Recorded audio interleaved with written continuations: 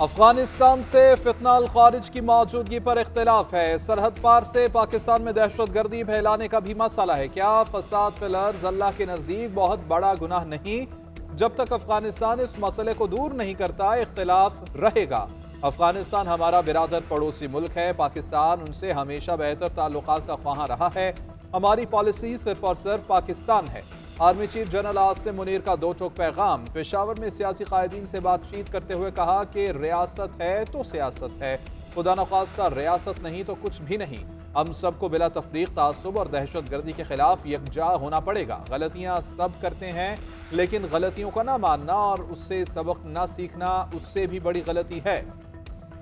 अवाम और फौज के दरमियान खलीज का झूठा बयानिया फैलाया जाता है। बैरून मुल्क से एक मखसूस एजेंडे के जरिए मुहिम चलाई जाती है। खैबर पख्तूनख्वा में बड़े पैमाने पर कोई ऑपरेशन नहीं किया जा रहा, सिर्फ इंटेलिजेंस बेस्ड कार्रवाइयां की जा रही हैं। नेशनल एक्शन प्लान पर सब पार्टियों का इत्तेफाक। अल्हम्दुलिल्लाह हालात नॉर्मल हो रहे हैं। अमन मुआहदे के बाद एक बहुत बड़ा धचका लगा था और जो वहाँ पर मोर्चे जो कायम किए गए थे वो मुस्मार किए जा रहे हैं और वहाँ पर अब खुराक और अद्वियात की वहाँ पर सप्लाईज पहुँचाई जा रही हैं। एक खुशाइन बात है और उम्मीद है कि इंशाअल्लाह तमाम स्टेक होल्डर्स मिलकर वहाँ पर अमन को वहाँ पर कायम रखेंगे। फितना अल खवारिज के खिलाफ जो अफवाज पाकिस्तान ने आर्मी चीफ की सरबराही में जो एक ऑपरेशन शुरू कर रखा है, उसमें दिन रात कार्रवाइयाँ हो रही हैं।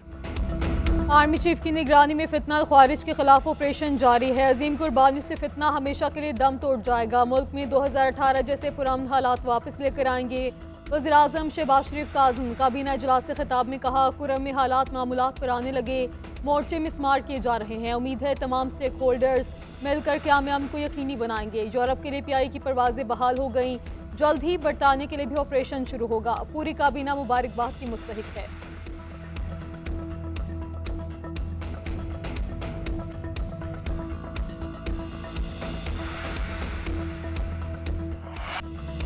सेनेट में हुकूमती अरकान और अपोजिशन में सियासी मैच, नारेबाजी, पीटीआई का हंगामा। वफाकी वजीर एहसन इकबाल की तकरीर के दौरान एहतजाज, रहनुमाओं के एक दूसरे को ताने।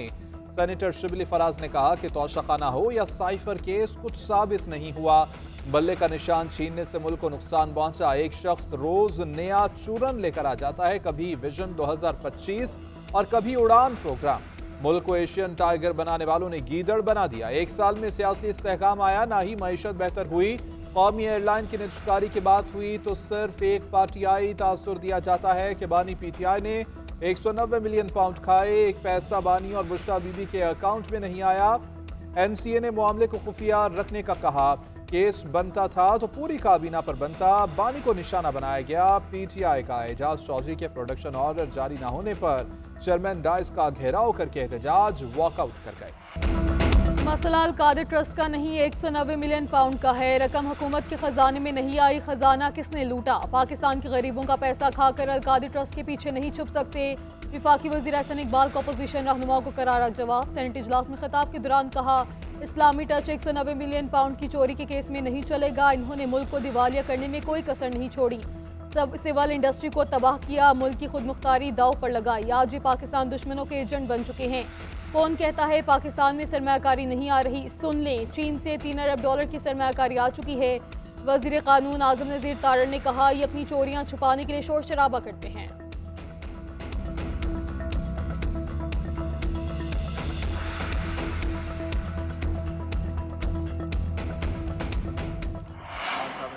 अल्फाज में कहा है कि कोई डील नहीं होनी और हमारे मुज़ाकरात होने, सिर्फ दो नुकात पे मुज़ाकरात होने। 16 को इंशाअल्लाह ताला मुज़ाकरात होंगे, हम जाएंगे भी और हम इन राइटिंग मुज़ाकरात में अपने मुतालबात देंगे भी।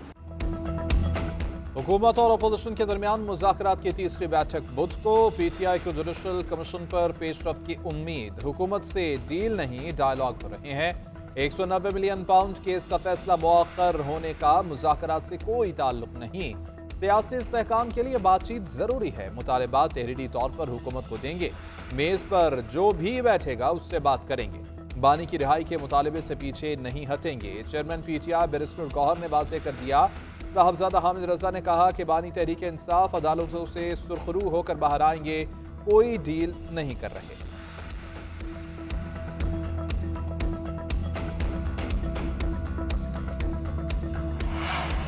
मुज़ाकरात में ज़ुबानी फायरिंग बंद हो जाती है। अपोजिशन ने कल जो ज़बान इस्तेमाल की उससे लगता है वो मुज़ाकरात नहीं चाहते। ख्वाजा आसिफ ने डायलॉग की कामयाबी के लिए PTI से सीज़ फायर का मुतालबा कर दिया।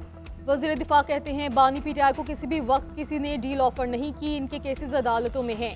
हम कैसे अदालती कार्रवाई में मुदाखलत कर सकते हैं? कौमी असम्बली के तक़द्दुस को पामाल करने से कुछ हासिल नहीं होगा। इस कीमत पर हम मुज़ाकरात में कैसे आगे बढ़ें? PTI आज भी मुज़ाकरात के लिए संजीदा नज़र नहीं आ रही। सेनेटर इरफान सदीकी ने कहा PTI ने 31 जनवरी की तलवार लटकाई हुई है। हुकूमत पहले ही मुतालिबात पर जवाब दे देगी। तहरीरी मुतालिबात मिलते ही जवाब देना मुमकिन नहीं।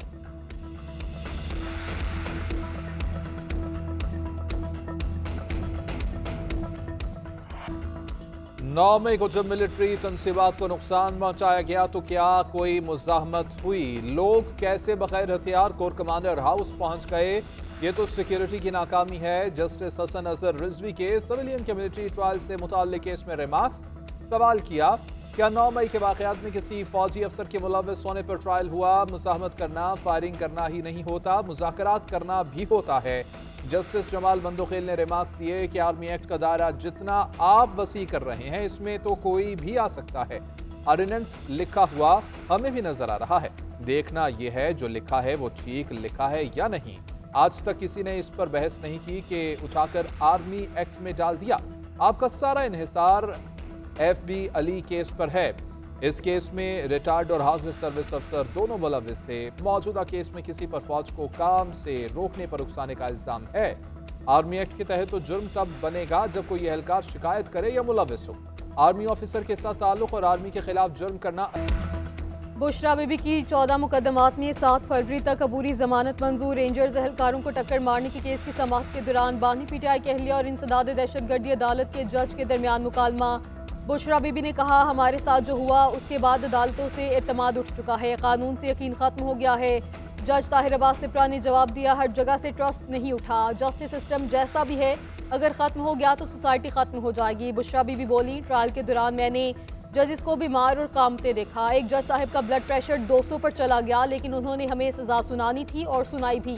दुरान समाअत फाइलें तैयार करके ना आने और बुशरा बीबी के सादा कागज पर दस्तखत और अंगूठा लगवाने पर जज ने वकला पर बरहमी का इजहार भी किया।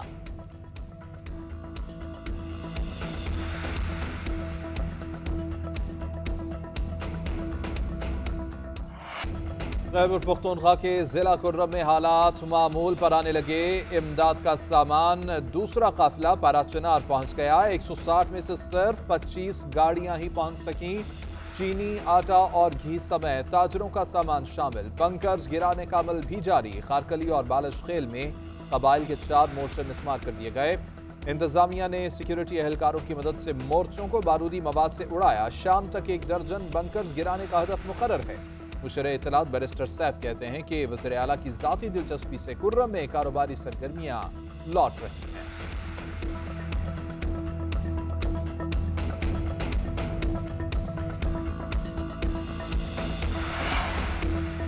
वज़ीर-ए-आज़म शहबाज शरीफ की ज़ेर सदारत वफाकी काबीना का इजलास। 14 IPPs के साथ नज़रसानी शुदा मुआहिदों की मंजूरी। कंपनी से गुज़श्ता सालों के इजाफी मुनाफे की मद में 35 अरब रुपये कटौती की जाएगी। नज़रसानी शुदा मुआहिदों से सार्फिन को 1.4 खरब रुपये का फ़ायदा होगा। वज़ीर-ए-आज़म टास्क फोर्स की कोशिशों से जल्द बिजली सस्ती होने के लिए भी पुरुमीद। कहते हैं टास्क फोर्स ने 3000 मेगावाट का हदफ हासिल कर लिया। मजीद बड़ी कंपनियों से कैपेसिटी चार्जेस के मामले पर बात चल रही है। खसूसी और सनती जोन्स के लिए बिजली का यकसा टैरिफ का नया निज़ाम मंजूर। वज़ीर-ए-आज़म शहबाज शरीफ की ज़ेर सदारत काबीना कमेटी इजलास का एलामिया जारी। बिजली तकसीमकार कंपनीज के अफसरान की मुदाखलत खत्म। कंपनियां सनती जोन्स को 1 पॉइंट पर बिजली फराहम कर देंगी। आगे इंतजामिया खुद कनेक्शन देगी। बिल इकट्ठा करके और बिजली के दीगर मामलात निपटा सकेंगे।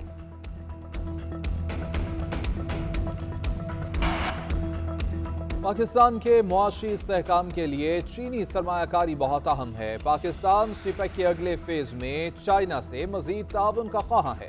वज़ीर ख़ज़ाना मोहम्मद औरंगज़ेब का चीनी मीडिया को इंटरव्यू। कहा कि सिपेक के अगले फेज में स्पेशल इकनॉमिक जोन, ज़राअत, IT सेक्टर में वसअत लाई जाएगी।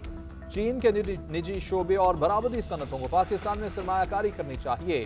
बड़ी चीनी कंपनियां बरामदी यूनिट्स पाकिस्तान मुंतकिल करके बतौर बरामदी मरकज इस्तेमाल कर सकती हैं। बरामदी सनतों की तरजीह से कर्ज अदायगी को आसान बनाया जाएगा। पाकिस्तान में चीनी कंपनियों के तहफ़्फ़ुज़ के लिए सिक्योरिटी में इजाफा किया जाएगा। पाकिस्तान में सिक्योरिटी हालात बेहतर हुए हैं, आलमी कॉन्फ्रेंसेस हो रही हैं। गैर मुल्की कंपनियों और सरमायाकारी के तहफ़्फ़ुज़ को यकीनी बनाना हुकूमत की अव्वलीन तरजीह है।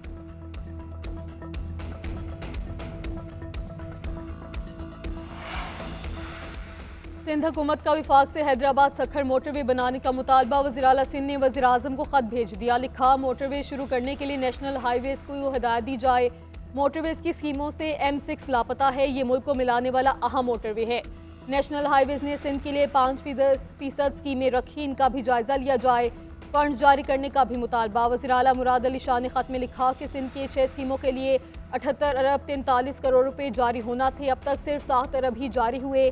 बिला ताख़ीर हैदराबाद सखर मोटरवे के लिए फंड जारी किए जाएं। सिंध में शाहराहों की तामीर को तरजीह दी जाए।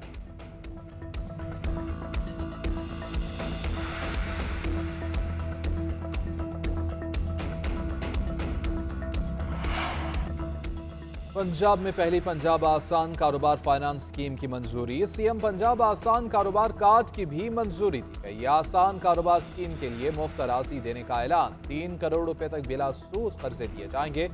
वज़ीर आला मरियम नवाज की ज़ेर सदारत पंजाब काबीना इजलास में अहम फैसले। सूबे में 1 लाख बिजनेस स्टार्टअप का हदफ मुकर्रर।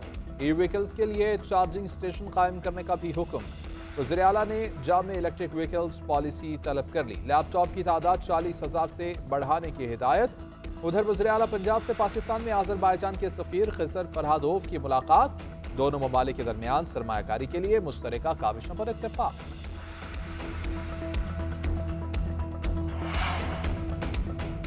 वज़ीर आज़म ने कौमी एयरलाइन की पेरिस परवाज़ों के आगाज़ के इश्तिहार की तहकीकात का हुक्म दे दिया। नायब वज़ीर आज़म इसहाक डार कहते हैं, आईफल टावर के करीब PIA के जहाज़ के साथ वी आर कमिंग का गलत तासुर दिया गया। शेरी रहमान ने कहा, PIA की यूरोप के लिए परवाज़ सिसक कर बड़ी मुश्किल से शुरू हुई है। पेरिस की परवाज़ के आगाज़ पर जो इश्तिहार बनाया गया, इस पर पाकिस्तान की जग हसाई हुई है। ये कौन इश्तिहारी एजेंसी है ऐसा इश्तिहार बनाया जिस पर दुनिया भर के सिक्योरिटी और दीगर तज्जियाकारों ने तनकीद की।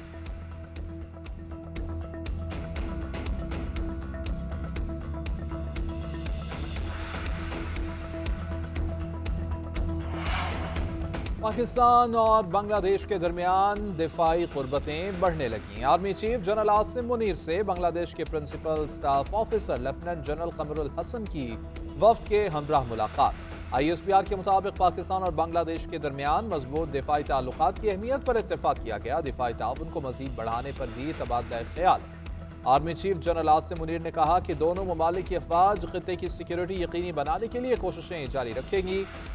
बांग्लादेश के फौजी वफ्द ने chairman joint chiefs of staff committee general Sahir Shamshad Mirza से भी मुलाकात की। स्ट्रैटेजिक मामलात और दिफाई ताउन के मौके पर बातचीत की गई।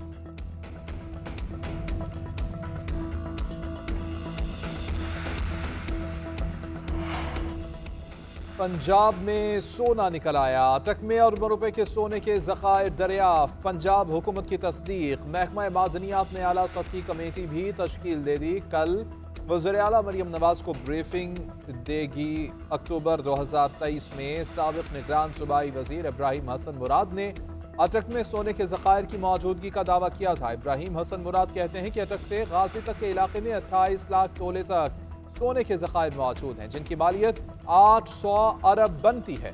वज़ीर मादनियात शेर अली गोरचानी ने GNN से खुसूसी गुफ्तगू में कहा कि सोने के ज़खायर निकालने के लिए पंजाब हुकूमत ने ट्रैफिक कवानीन के लिए अवाम में आगाही जरूरी है। कोई हुकूमत नहीं कहती कि सिग्नल रेड हो और गाड़ी चला दो। वज़ीर इत्तला सिंध शर्जील मेमन ने कहा कि लोगों को प्यार से समझाएं कि आप गलत कर रहे हैं। पढ़ा लिखा शख्स भी वही काम कर रहा है तो कम अकल कर रहा है। हमें ड्राइविंग लाइसेंस को शफाफ बनाना चाहिए। ट्रैफिक कवानीन से नावाकिफ लोगों को लाइसेंस नहीं मिलना चाहिए। वालिदैन से गुजारिश है कि कम उम्र बच्चों को गाड़ी न चलाने दें। CNGOs ऐसी NGOs बनाई जाएं जो रज़ाकाराना तौर पर काम करें। कराची में डबल डेकर बसें शुरू कर रही हैं।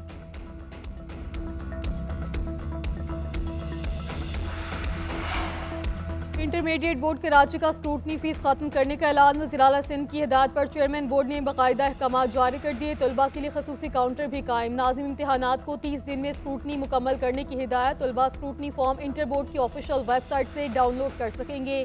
अमीर जमात इस्लामी कराची मनम जफर का स्क्रूटनी का अमल शफाफ रखने का मुतालबा।